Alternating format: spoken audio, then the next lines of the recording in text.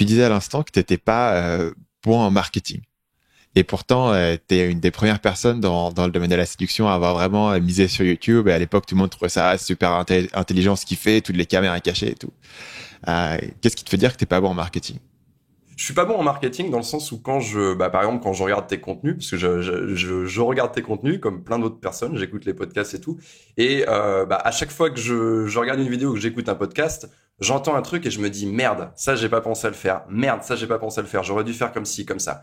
Et je vois que tout au long de mon parcours, au-delà du fait d'avoir peut-être su créer les bons contenus au bon endroit, proposer un format qui marchait bien, c'est plutôt ce qui se passe derrière, tu vois. C'est plutôt, comment je reste en contact avec la personne qui a regardé la vidéo, comment je la relance. Il y a plein de choses comme ça que j'ai pas forcément vu passer. Je sais pas, par exemple, faire de la publicité, tout simplement. Tu vois, c'est des choses toutes connes, mais à une époque, je sais pas, en 2010, sur Facebook notamment, parce que j'ai pas mal utilisé Facebook aussi au début de ma carrière entre guillemets. C'est vrai que les publicités étaient pas chères du tout et il y avait il y avait une vraie portée organique. Moi, ça m'est arrivé de faire des posts qui d'un coup m'ont ramené 2 3 000 abonnés sur une page Facebook parce qu'ils ont marché tout seuls.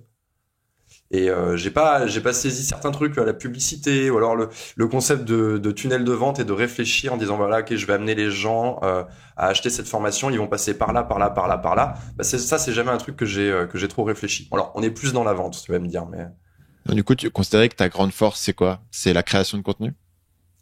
ouais, c'est la création de contenu. C'est ce à quoi je passe le plus de temps. Dès que je commence à m'éparpiller et à devoir répondre à trop de mails, passer trop de temps à manager les gens, etc., je me dis, là, je suis en train de m'égarer de ce que je sais le mieux faire. Et ça paye à chaque fois que je me recentre sur la création de contenu. Ça a tout de suite un gros impact. Et je crée beaucoup de contenu. En fait, je crée du contenu quotidiennement. Et à ce sujet-là, c'est assez fou le nombre de chaînes YouTube et de podcasts, etc., que tu as lancé en parallèle dernièrement. Ouais, c'est vrai que en fait ça, je sais pas si tu veux qu'on en parle, mais en fait j'ai plusieurs chaînes YouTube. Les gens n'ont pas forcément conscience, peut-être qu'ils me suivent sur une chaîne YouTube, mais j'ai en fait si tu veux j'ai 3 chaînes YouTube qui s'adressent à 3 audiences différentes avec 3 thématiques différentes, Ouais, mais en même temps, avec des sujets qui se rapprochent. qui se rapprochent. Ouais. Euh, Est-ce que tu peux parler un petit peu des trois chaînes et expliquer ce que fait chaque chaîne et après je te poserai plus de questions au sujet du pourquoi de chacune. Alors, la première chaîne que je gère, c'est une chaîne qui s'adresse à un public masculin. La chaîne, elle s'appelle Les Bicheurs.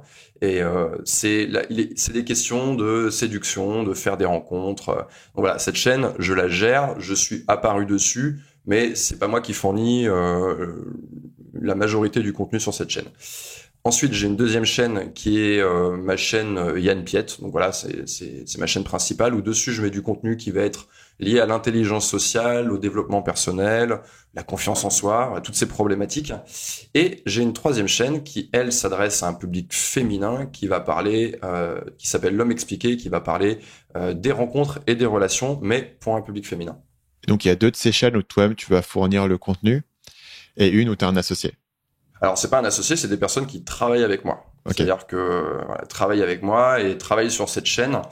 Alors bien sûr, je suis un être humain, j'ai des limites, donc je ne peux pas, à un moment donné, tu peux pas fournir du contenu sur 3 chaînes YouTube à raison de 1 ou 2 vidéos par semaine. C'est pas possible. Donc, mais moi j'ai fait ce choix en fait d'avoir plusieurs chaînes YouTube parce que déjà j'ai compris un truc, c'est que tu peux pas parler sur une même chaîne YouTube à des publics différents de sujets différents.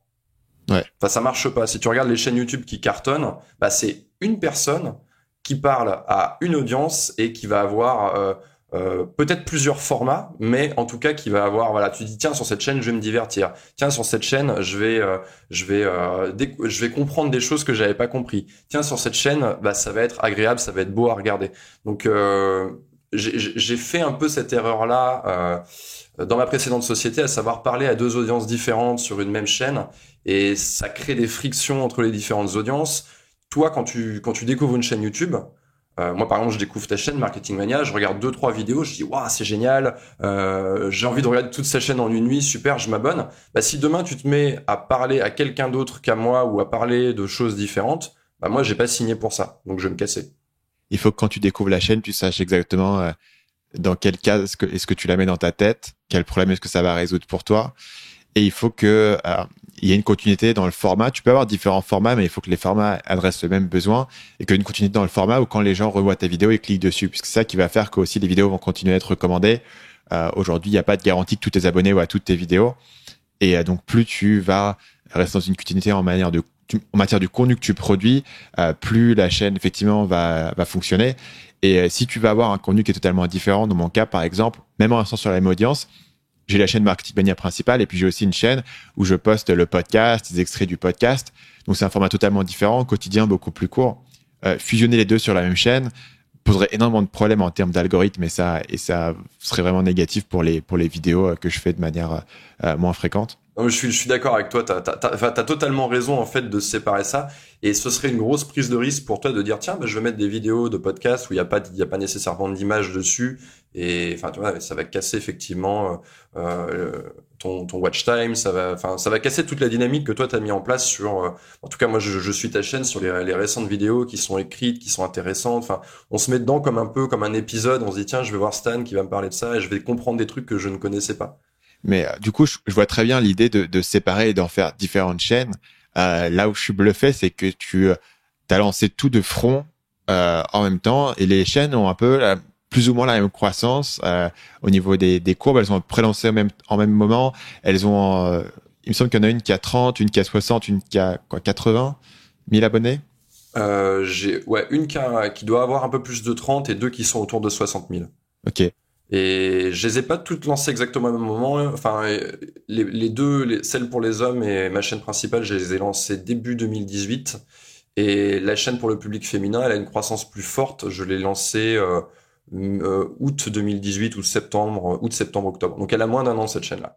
Salut, c'est Stan, j'espère que vous avez apprécié cet extrait du podcast Marketing Mania. Bien sûr, vous pouvez retrouver l'ensemble des épisodes du podcast, y compris les instructions sur comment vous abonner sur l'application Apple Podcast ou sur votre téléphone Android en vous rendant sur mon site à l'adresse marketingmania.fr/podcast. Je vous ai mis le lien dans la description de cette vidéo.